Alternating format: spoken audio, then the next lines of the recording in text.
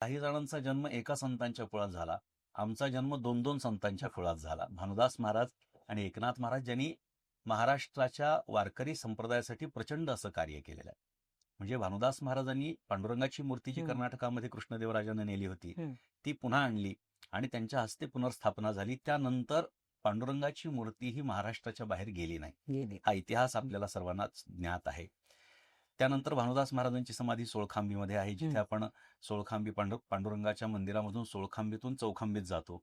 उजव्या हाताला जो चौथरा आहे षटकोनी, त्याच्यावर ज्या पादुका आहेत ते स्थान म्हणजे भानुदास महाराजांच्या समाधी. आणि मला असं वाटतं म्हणून तुम्ही भानुदास एकनाथ असं म्हणता. आधी एकनाथ महाराजांचा उल्लेख येत नाही. बरोबर. आधी भानुदास तेही महाराज. खूप लोकांना प्रश्न असतो की असं का म्हटलं जातं. अगदी अगदी बऱ्याच जणांना एकनाथ महाराज माहिती आहेत, भानुदास महाराजांच्या बाबतीमध्ये एवढं. काही लोकांना असं वाटतं. एक साधा प्रश्न, त्यांचा म्हणजे हे आडनाव आहे का, आधी काय येतं का वडिलांचं नाव, नेमकं काय या नावामागे? तर एकनाथ महाराजांचे पणजोबा म्हणजे भानुदास महाराज आणि त्यामुळे भानुदास एकनाथ. तर भानुदास महाराजांचं नाव घेणं एवढं काय त्यांचं कार्य आहे, तर हे सर्वात मोठं कार्य आहे की भानुदास महाराजांनी पांडुरंगाची मूर्ती पंढरपुरामध्ये आणली.